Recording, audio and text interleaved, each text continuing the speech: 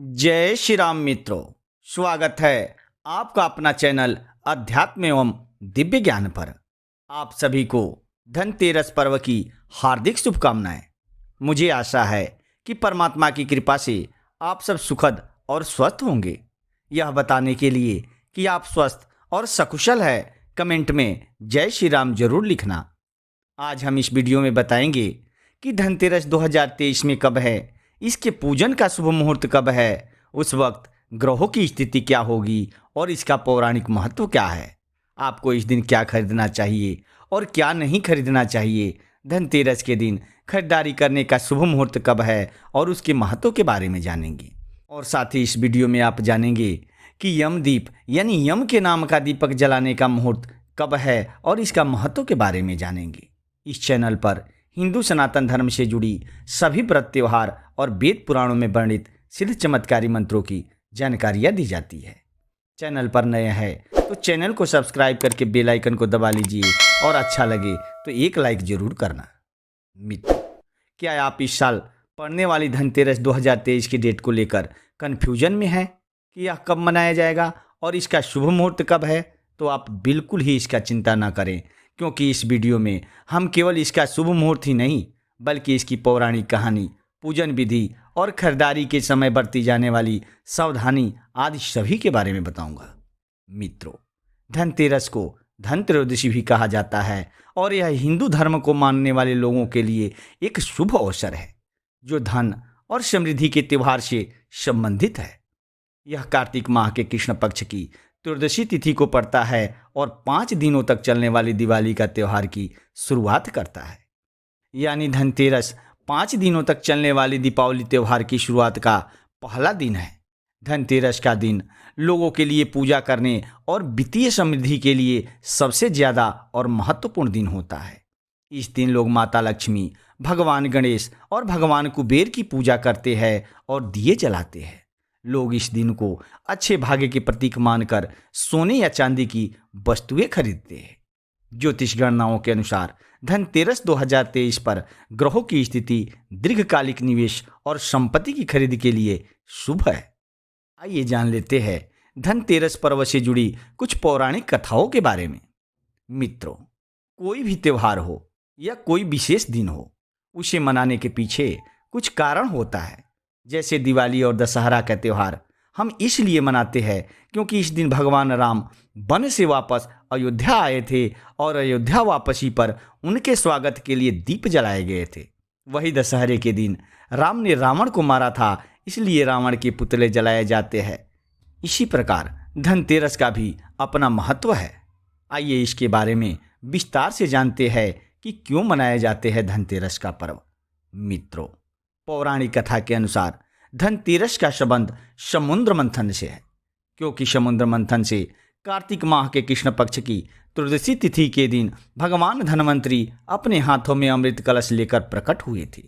मान्यताओं के अनुसार सृष्टि के चिकित्सा विज्ञान के विस्तार के लिए ही भगवान विष्णु ने धनवंतरी का अवतार लिया था और वे देवताओं के वैद्य भी है। इनकी पूजा करने से आरोग्य सुख यानी स्वास्थ्य लाभ मिलता है। जबकि इसके 2 दिन बाद लक्ष्मी जी समुद्र मंथन से निकली थी, जिस दिन दिवाली होती है। दूसरी पौराणिक कथा के अनुसार धनतेरस का संबंध भगवान विष्णु के वामन अवतार से है, क्योंकि इसी दिन देवताओं को राजा बलि के भय से मुक्ति दिलाने के लिए भगवान विष्णु ने वामन अवतार लिया था। भगवान वामन ने राजा बलि से मांगी गई 3 पग भूमि में से एक पग में पूरी पृथ्वी को नाप लिया और दूसरे पग में पूरा अंतरिक्ष माप लिया। तीसरा पग रखने के लिए कोई स्थान नहीं होने पर बलि ने अपना सिर वामन भगवान के चरणों में रख दिया और वे अपना सब कुछ गंवा बैठा। इस तरह बलि के भय से देवताओं को मुक्ति मिली और बलि ने जो धन संपत्ति देवताओं से छीन ली थी, उससे कई गुना ज़्यादा धन संपत्ति देवताओं को मिल गया। इस कारण से भी धनतेरस मनाया जाता है। एक अन्य पौराणिक कथा के अनुसार प्राचीन काल में हेम नाम का राजा था, जिसकी रानी को एक पुत्र हुआ। जो ज्योतिषियों ने बच्चे की नक्षत्र गणना करके राजा को बताया कि जिस दिन इसकी शादी होगी उसके चौथे दिन ही उसकी मृत्यु हो जाएगी। संतान की मृत्यु के डर से राजा ने उसे यमुना तट की गुफा में ब्रह्मचारी के रूप में रखकर बड़ा किया। और जब एक दिन महाराज हंस की युवा बेटी यमुना तट पर घूम रही थी तो उनकी नज़र राजा हेम के पुत्र पर पड़ी। वह राजा हेम के पुत्र से इतनी आकर्षित होती है कि उससे गंधर्व विवाह कर लेती है। इसके बाद वही हुआ जिसकी भविष्यवाणी की गई थी और शादी के 4 दिन बाद उस राजकुमार की मौत हो जाती है। नवविवाहिता अपने पति की मौत पर बिलख बिलख कर रोने लगती है, जिसके कारण यमदूतों का हृदय पसीज जाता है और वे यमराज से पूछते हैं कि महाराज, क्या कोई ऐसा उपाय नहीं है कि जिससे अकाल मृत्यु से बचा जाए। इसका जवाब देते हुए यमराज ने कहते हैं कि अकाल मृत्यु से बचने का एक उपाय है कि धनतेरस के दिन उनकी पूजा करने के साथ ही विधि पूर्वक दीपदान किया जाए, जिससे अकाल मृत्यु का डर नहीं सताएगा। यही कारण है कि धनतेरस पर अकाल मृत्यु से बचने के लिए यमराज के नाम से दीपदान करने की परंपरा चली आ रही है। आइए अब जान लेते हैं धनतेरस के महत्व के बारे में। मित्रों, कथा के अनुसार जब भगवान विष्णु के अवतार भगवान धन्वंतरी प्रकट हुए तब उनके हाथों में अमृत से भरा कलश यानी घड़ा था। इसलिए इस दिन बर्तन खरीदने के साथ साथ सोने और चांदी से बने आभूषण को खरीदने की परंपरा बन गई। मान्यता है कि धनतेरस तिथि का 13 के अंक से खास कनेक्शन है, क्योंकि इस दिन खरीदी गई चीज 13 गुना ज़्यादा फल देती है। यह भी कह सकते हैं कि इस दिन शुरू किया गया काम 13 गुना सफलता दिलाता है। इसके साथ ही हिंदू संस्कृति में माना जाता है कि देवी लक्ष्मी केवल साफ सुथरे घर में ही प्रवेश करती है। इसलिए धनतेरस पर लोग देवी लक्ष्मी को अपने निवास में आकर्षित करने और आमंत्रित करने के लिए अपने घरों की सफाई करते हैं। वे दिए जलाते हैं, रंगोली बनाते हैं और प्रवेश द्वार पर तोरण लगाते हैं। लोग रात में भगवान यमराज की पूजा भी करते हैं। उनका आशीर्वाद पाने के लिए दीप जलाकर प्रार्थना करते हैं। आइए जान लेते हैं धनतेरस 2023 की तारीख, शुभ मुहूर्त और पूजन विधि के बारे में। मित्रों, किसी भी त्यौहार को मनाने से पहले उसके मुहूर्त, पूजन विधि और समय का ज्ञान होना अति आवश्यक है। साथ ही अगर वह धनत्रयोदशी जैसा त्यौहार है तो खरीदारी के मुहूर्त को भी जानना जरूरी है। आप में से बहुत सारे लोग इस बात को लेकर कंफ्यूजन में होंगे कि धनतेरस 2023 में कब है, अर्थात धनतेरस 10 नवंबर 2023 को है या फिर 11 नवंबर 2023 को है।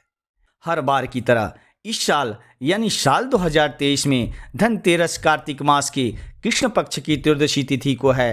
पंचांग के अनुसार कार्तिक मास के कृष्ण पक्ष की त्रयोदशी तिथि 10 नवंबर 2023 को दोपहर 12:35 से शुरू होगी और अगले दिन इसका समापन 11 नवंबर को दोपहर 1:57 पर होगा।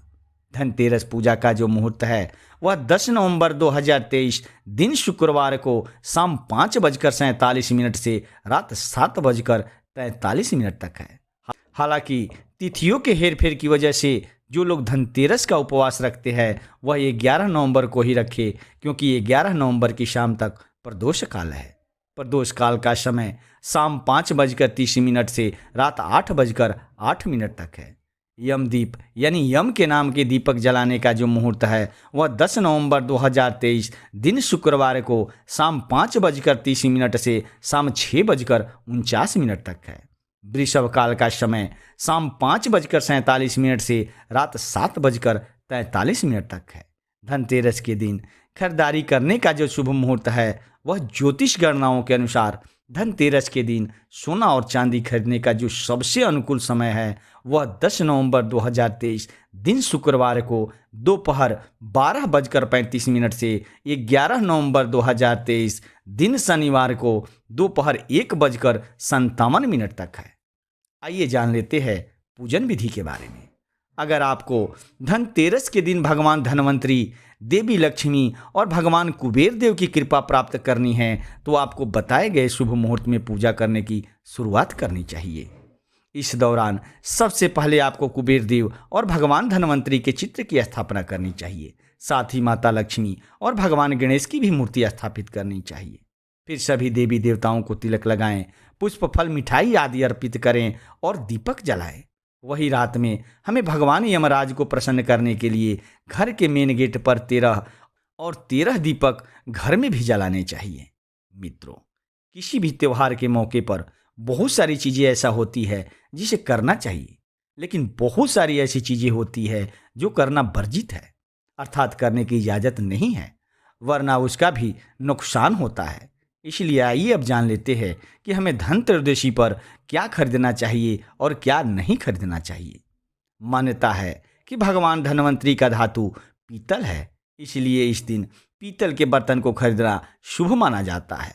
पीतल के अलावा आप धनतेरस के दिन सोने, चांदी और तांबे के सामान के साथ साथ बर्तन को खरीद कर सकते हैं, क्योंकि ये चीज़ें आपके घर में आरोग्यता और समृद्धि लेकर आती है। इस दिन झाड़ू खरीदना भी शुभ माना जाता है, क्योंकि झाड़ू को माँ लक्ष्मी का प्रतीक माना जाता है और नई झाड़ू को लाने से लक्ष्मी का आगमन होता है। इसके अलावा आप पान के पत्ते, धनिया, लक्ष्मी चरण, लक्ष्मी गणेश की प्रतिमा, बतासे और नए वाहन या मशीनरी को भी खरीद सकते हैं। मित्रों, धनतेरस का मतलब यह नहीं है कि आप इस दिन सभी चीज़ों की खरीदारी कर सकते हैं, बल्कि कई ऐसी चीज़ें होती है जिन्हें अशुभ माना जाता है और माता लक्ष्मी जी इन्हें घर लाने से नाराज होती है। धनत्रयोदशी के दिन चीनी मिट्टी के शोपीस और लोहे के सामान को नहीं खरीदना चाहिए, क्योंकि लोहे को शनि देव का कारक माना जाता है, जो अशुभ है।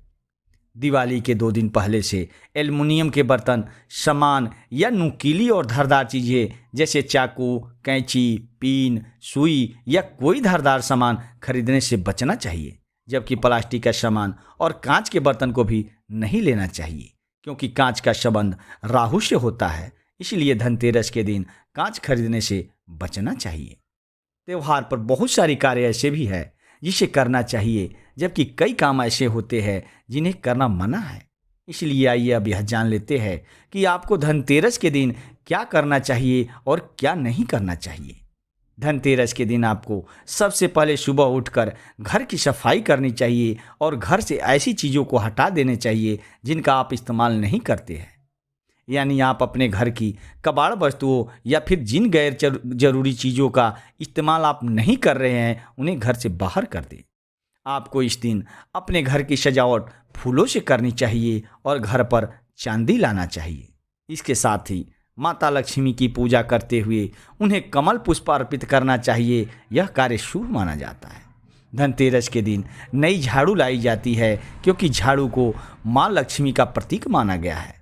झाड़ू आपके घर से दरिद्र या गंदगी को हटाती है, इसलिए आपको इस दिन झाड़ू पर अपना पैर भी नहीं रखना चाहिए। आप धनतेरस 2023 के दिन मांस, मीट और शराब आदि का सेवन ना करें, क्योंकि इसे अशुभ माना जाता है और घर में बरकत नहीं आती। आपको किसी से झगड़ा नहीं करना चाहिए और घर के माहौल को खुशनुमा रखना चाहिए। इस दिन जोर जोर से या डीजे आदि गाने ना बजाएं और ना ही अपने बुजुर्गों या बच्चों का अपमान करें। मित्रों, धनतेरस पर्व का यह जानकारी आपको कैसा लगा? अगर अच्छा लगा हो तो प्लीज़ चैनल को सब्सक्राइब करके बेल आइकन को दबा लेना और कमेंट में जय माता दी जरूर लिखना। धन्यवाद।